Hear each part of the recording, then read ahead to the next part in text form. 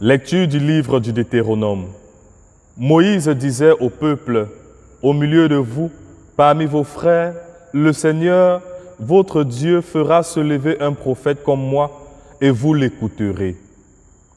C'est bien ce que vous avez demandé au Seigneur votre Dieu, au mont Horeb, le jour de l'assemblée, quand vous disiez, « Je ne veux plus entendre la voix du Seigneur mon Dieu, je ne veux plus voir cette grande flamme, je ne veux pas mourir. » Et le Seigneur me dit alors, « Ils ont bien fait de dire cela.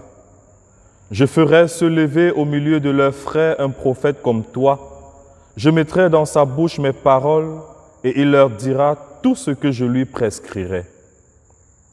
Si quelqu'un n'écoute pas les paroles que ce prophète prononcera en mon nom, moi-même je lui en demanderai compte.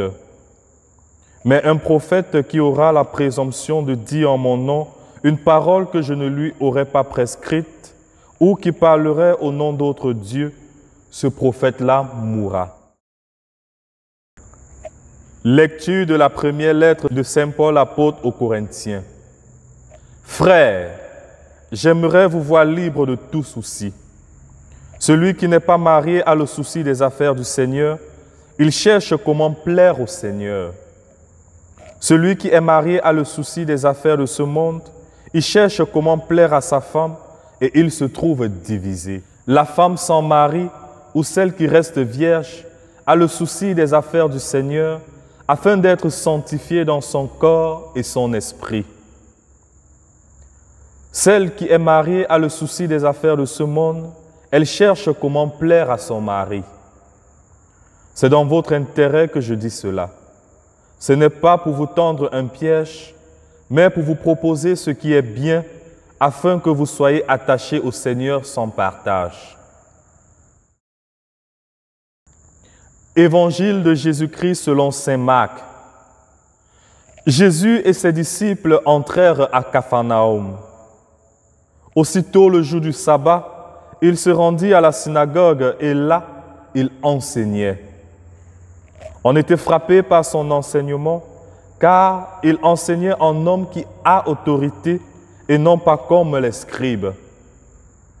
Or, il y avait dans leur synagogue un homme tourmenté par un esprit impur qui se mit à crier. « Que nous veux-tu, Jésus de Nazareth? Es-tu venu pour nous perdre? Je sais qui tu es. Tu es le Saint de Dieu. » Jésus l'interpella vivement. « Tais-toi, sors de cet homme. » L'esprit impur le fit entrer en confusion, puis, poussant un grand cri, sortit de lui.